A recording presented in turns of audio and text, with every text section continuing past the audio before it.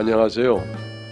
저는 경기도에 사는 30대 웹 디자이너 조연수라고 합니다. 사업을 하던 남편과는 친구의 소개로 만나 2년의 연애 끝에 결혼하게 되었죠. 남편과는 취미나 식성, 가치관까지 딱 들어맞아 연애할 때부터 신혼 때까지 다툴 일이 전혀 없었습니다. 하지만 결혼한 지 4년 정도가 되었을 때 남편이 운영하던 게임 회사가 결국 문을 닫게 되었고 우리는 많은 빚을 지게 되었습니다. 그 결과 남편은 사람을 부리던 사업가에서 다른 사람 밑에서 일하는 평범한 직장인이 되고 말았죠. 또한 사업 실패로 인한 자괴감과 저에 대한 죄책감에 힘들어하곤 했습니다. 저 역시 남편 앞에서 티내지 않으려 노력했지만 당장 갚아야 하는 빚에 치여 막막한 나날들을 보냈죠. 그런 우리 부부에게 시어머니의 합가 제안은 반가운 것이었습니다. 그 집을 정리해서 빚을 갚고 이 집으로 들어오는 게 어떻겠니? 어머님, 정말요? 저희 그렇게 해도 돼요? 사실 시부모님과 합가라 하면은 대부분 며느리들은 당황부터 하겠지만 저는 조금 달랐습니다. 결혼 전부터 전직 소방관 출신인 시아버지와 다정한 전업주부로 살아오신 시부모님에 대한 인상이 매우 좋았거든요. 결혼을 앞두고 남편의 집에 초대됐을 때 저는 두 분이 참 따뜻하다고 느꼈으니까요. 제가 좋아한다고 들었다며 많은 양의 소갈비찜을 만들어 주셨던 시어머니는 식사하는 내내 이 반찬 저 반찬 계속 제 밥그릇 위에 골고루 올려주며 부담스러울 정도의 친절을 보이셨죠. 또한 아들에 비해 며느리가 아깝다며 농담을 건네시던 시아버지도 계셨습니다. 특히나 시아버지는 이런저런 대화 도중 제가 연극영화과를 나왔음에도 특별한 재능이 없어 전공을 살리지 못하고 웹 디자이너 쪽으로 방향을 전환했다는 말까지 했음에도 불구하고 다른 분야임에도 이렇게 생업을 꾸리고 있는 건 연수가 남들보다 몇 배나 더 노력했으니까 가능했던 거지. 그리고 세상에는 재능이 있어도 운과 상황이 따라주지 않는 사람도 많다. 내가 보기엔 연수가 재능도 많고 아주 성실한 사람으로 보이는구나 하며 위로를 해주시기까지 했습니다. 부모님에게도 못 듣던 위로를 들으니 울컥 눈물이 나오려고 했는데 이 또한 시아버지 덕분에 참을 수 있었죠. 고마해라. 많이 먹었다 아이가. 시어머니께서 다시 고기 반찬을 밥 위에 올려주시려고 하자 시아버지는 영화 친구의 대사를 어설픈 사투리로 따라하시며 자기 연기력이 나름 괜찮지 않냐며 절 웃겨주셨습니다. 이런 좋은 분들과 함께 지내는 것이라면 전혀 힘들 것 같지 않았죠. 그런데 합가에 대한 복병은 따로 있었습니다. 나는 반대야. 굶어 죽더라도 우리 둘이 살면 좋겠어. 당황하게도 그 주인공은 바로 남편이었죠. 그렇게나 좋으신 시부모님과의 합가를 전혀 달가워하지 않는 남편에게 이유를 물어봤지만 장성한 아들이 부모님한테 얹혀 사는 것도 제가 시부모님 밑에서 눈치를 보는 것도 다 마음에 들지 않는다는 이유였죠. 납득이 가지 않았습니다. 내가 무슨 눈치를 본다고 해. 그리고 지금 우리 상황이 안 좋잖아. 이 상황에 눈치 좀 보면 어때? 지금 부모님한테 얹혀 살면서 눈칫밥 먹는 거 생각할 때야? 그래, 아는데 자기 사업 실패는 심각한 버그야. 그거 잡을 때까지만 있겠다는 거야. 평생이 아니라. 하지만 남편은 한숨만 쉴 뿐 아무런 대답도 하지 않았죠. 뭐 다른 이유라도 있는 거야? 당신 아버지랑 같이 지내면은 좀 힘들 거야. 시부모님이랑 사는데 안 힘들 리가 있어? 우리 엄마랑 살자고 해도 힘들어. 처음에는 안 익숙해도 맞춰가면 되는 거지. 내가 잘할 테니까 가는 걸로 하자. 응? 미안하다 진짜. 결국 제 강권에 남편은 뜻을 꺾었고 저희 부부는 시부모님과 함께 지내게 됐습니다. 하지만 남편의 걱정과는 달리 너무나 편안하게 지낼 수 있었죠. 집을 정리하고 급한 빚을 갚았더니 우선 마음이 한결 편해졌고, 시어머니는 프리랜서로 일하는 제 건강이 걱정되신다며 꼬박꼬박 영양가 있는 식사까지 챙겨주셨습니다. 제가 할 집안일이라고는 청소와 빨래 정도였는데 그나마도 제가 일하는 사이에 어머니가 해놓곤 하셨죠. 솔직히 남편이 왜 반대를 했나 의아할 정도로 시부모님과의 합가는 편했습니다. 그 일이 있기 전까지만 해도요. 어느 날 여느 때와 같이 남편이 출근한 사이 방에서 디자인 작업을 하고 있는데 갑자기 숯냄새 같은 게 나더군요. 킁킁거리며 이게 무슨 냄새지 하는 순간 아가야, 시어머니가 거실 쪽에서 절 다급히 부르셨습니다.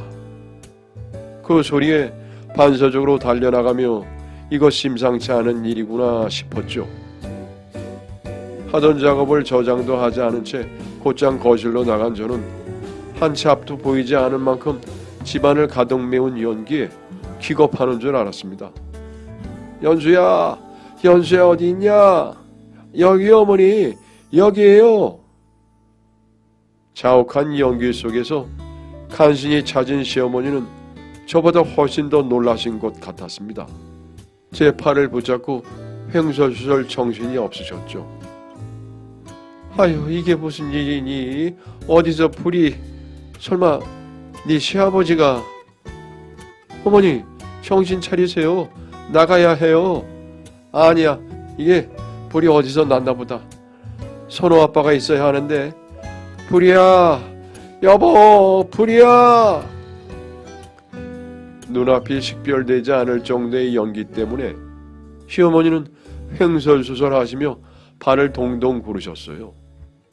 심지어는 제 손을 잡고 연기가 덜 차 있는 베란다 쪽으로 가셔서는 도와달라고 소리를 지르다가 아예 뛰어내리려고까지 했습니다. 10층이 넘는 높이인데도 말이죠. 시어머니를 말리는 저에게 나무로 뛰면 괜찮아 하시며 아래쪽을 가리키며 저에게 바로 뒤따라 뛰어내리라고 하시더군요. 어머니, 잠시만 진정하세요. 예? 나무로 뛰면 괜찮아 하시며 아래쪽을 가리키며 저에게 바로 뒤따라 뛰어내리라고 하시더군요. 어머니, 잠시만요. 진정하세요. 예? 시어머니를 힘겹게 끌어내린 저는 창문으로 도움을 청한 뒤 어머니를 설득했습니다. 뛰어내리면 죽을 수도 있으니 그냥 절 따라오시라고 했죠. 연기에 자욱한 집안을 기억에 의존해 엉금엉금 기어가던 우리가 간신히 문 앞에 도착한 그때였습니다. 띠띠띠띠. 이 긴급한 상황에 전혀 어울리지 않게 일정한 리듬으로 비밀번호 누르는 소리가 들리더니 현관문이 열렸죠. 다급히 뛰쳐나간 저와 시어머니 앞에는 시어머니가 그토록 찾던 시아버지가 있었습니다. 아이고 여보 어디 갔다 왔어요? 불났다고요 지금? 시어머니는 시아버지에게 매달리며 허둥지둥 하는데 정작 시아버지는 그런 시어머니를 떼어놓으며 그러니까 왜 내 말을 안 들어? 하시더군요. 그리고는 너무나도 침착하게 화재 대처 요령을 읊으셨습니다. 화재나 비상 상황 발생 시 첫 번째, 불 확인보다는 불이야 소리 지르고 비상 소집하기. 두 번째, 손등으로 출입문 문잡이를 만져보고 연기 오는 방향 확인하기. 세 번째, 어리둥절한 제 얼굴과 달리 시어머니의 얼굴은 불그락부르락해졌고 시아버지는 그런 시어머니의 얼굴이 웃겨 죽겠다는 듯한 표정으로 내가 알려준 대처 강령대로 했냐니까 하고 따지듯 물으셨죠. 저는 이 상황이 이해가 가지 않아 이게 다 무슨 소리인지 여쭤보았습니다. 알고 보니 시아버지는 바퀴벌레 훈연제를 이용해 화재 훈련을 예비로 시행한 것이라며 소방서에 신고는 미리 해놨으니 걱정은 안 해도 된다며 집 안으로 들어오셨죠. 그리고 거실 한쪽 구석에 설치해둔 바퀴벌레 훈연제를 수거하셨습니다. 이게 다 비상상황 대피 훈련이야 하시는 시아버지의 얼굴엔 장난기가 가득한 미소만 있을 뿐 본인이 저와 시어머니에게 민폐를 끼쳤다고는 전혀 생각하지 않으신 듯 했죠. 가만히 생각해보면 화재라고 생각하기엔 뜨겁다는 느낌이 전혀 없었고 연기도 그렇게까지 매캐하진 않았던 것 같습니다. 다만 이 상황이 너무나 어이가 없을 뿐이었죠. 아니나 다를까 시어머니는 화가 머리끝까지 나신 듯 한동안 잠잠하다 싶더니 또 이러냐며 화를 내셨습니다. 하지만 시아버지는 때려 뻔뻔하게 새 식구들 생겼으니 불이 났을 때 상황을 이렇게라도 겪어봐야 사전 준비의 필요성도 알고 더 침착하게 대응할 수 있다며 태연하게 반박을 하시더군요. 그 말에 시어머니가 내가 내 명예 못 산다고 화를 내며 가슴까지 치시는데 시아버지는 이게 다 살아남자고 하는 건데 못 살긴 왜 못 살아 하며 너털 웃음을 터뜨리셨죠. 사실 그 상황에 가장 놀란 건 이 모든 상황을 처음 당해본 저였습니다. 너무 놀랐는데 그 내막을 알고 나니 황당하고 어이가 없어 아무 말도 못하고 있으니 시어머니가 저를 가리키며 연수 놀란 것 좀 보라고 소리를 지르셨죠. 그러자 시아버지가 저에게 놀라게 했다면 미안하다고 사과를 하셨습니다. 그리고 실제로 벌어진 일은 아니니까 괜찮다고 하시는데 괜찮다는 그 말에 울컥하는 마음이 들더군요. 아버님, 어머니 베란다로 뛰어내릴 뻔했어요. 저랑 어머님 죽을 뻔했다고요. 봐라, 미리미리 연습을 하지 않는다는 게 그런 데서 나오는 거야. 앞으로 이런 일이 안 생기려면은 훈련을 미리미리 해놔야 하는 거야. 시아버지의 말에 뭐라 반박할 말도 없더군요. 문제를 보는 포커스가 완전히 달랐으니까요. 지금까지 친절하고 따뜻한 분인 줄만 알았는데 이런 모습이 있다니 하는 생각만 들 뿐이었습니다. 놀란 가슴을 쓸어내리고 다시 작업을 시작했는데 머릿속이 복잡해서 그런지 전혀 집중을 할 수가 없더군요. 솔직히 그 모든 상황이 짜증이 났습니다. 그래도 마음을 다잡기 위해 노력을 했죠. 그리고 그날 저녁 남편이 집에 돌아와서 이게 무슨 냄새냐며 집안에서 무슨 연탄 냄새가 난다고 하는데 힘들게 다잡은 감정이 다시 울컥하고 올라오더군요.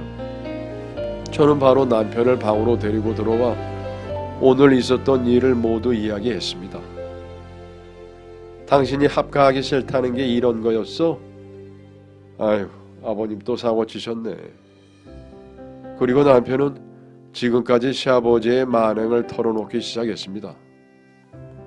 시아버지는 좋은 말로 하자면 장난꾸러기, 나쁜 말로 하자면은 나이값을 못하시는 분이었죠. 남편이 어려서부터 장난치는 것을 좋아하시던 시아버지는 어릴 때는 너무 심하게 놀라켜 어린 남편이 자다가 경기를 한 적이 있는데도 그 버릇을 버리지 못하셨다 했죠. 그래서 남편은 평생을 아버지의 되도 않는 장난 속에 살았다 합니다. 그런데 퇴직 후 아버님의 장난이 더 심해진 거죠. 한 번은 친구의 말을 듣고 퇴직금을 털어서 산 주식이 갑자기 똥값이 되었다며 그 회사가 지금 망해서 전 재산이 날아갔다고 며칠 후 울고불고 하셨는데, 내용을 자세히 확인한 남편이 그 회사 아무 일도 없다고 무슨 일이냐고 걱정하며 묻자, 아무 일도 없대? 그래? 그럼 이제 재미 좀 봤으니까 팔까? 하는 식의 사소한 장난도 있었고, 언젠가는 시아버지가 넘어져서 다쳤을 때 남편이 병문안을 갔더니 간병인을 시켜서 급하게 악화되신 바람에 돌아가셨다고 거짓말하게 하고는 이불을 뒤집어 쓰고 가짜 유언장을 전하게 하신 적도 있었다 하네요. 남편의 이야기를 들은 저는 시아버지의 장난에 당하지 말아야겠다고 결심을 했습니다. 이제 시아버지의 행동을 진짜라고 보지 않으면 당하지 않을 수 있을 거라 생각을 했죠. 하지만 제 예상은 빗나가고 말았습니다. 시아버지는 화재 사건 이후 한동안 가족들에게 아무런 장난도 치지 않으셨어요. 그러다 보니 저 역시 서서히 그날 있었던 일을 잊어갔죠. 그런데 어느 날부터 시아버지가 심장 있는 데가 뻐근하다는 말씀을 하시더군요. 그 말을 들은 어머니와 남편은 모두 들은 척도 하지 않았습니다. 다만 저는 아버님, 그럼 병원 예약해 둘까요? 라고 여쭤보았을 뿐이죠. 하지만 시아버지는 아니다, 며칠 두고 보자 하셨기에 시아버지의 컨디션을 관찰해 보았습니다. 그런데 며칠 동안 일상생활에서 한 번씩 심장이 불편한 듯한 모습을 보이시더군요. 그래서 저는 남편에게 병원 예약을 잡아보라고 했고, 남편 역시 이번엔 장난이 아닌 것 같다며 예약을 하겠다고 했습니다. 그런데 그날 저녁 사단이 일어나고야 말았죠.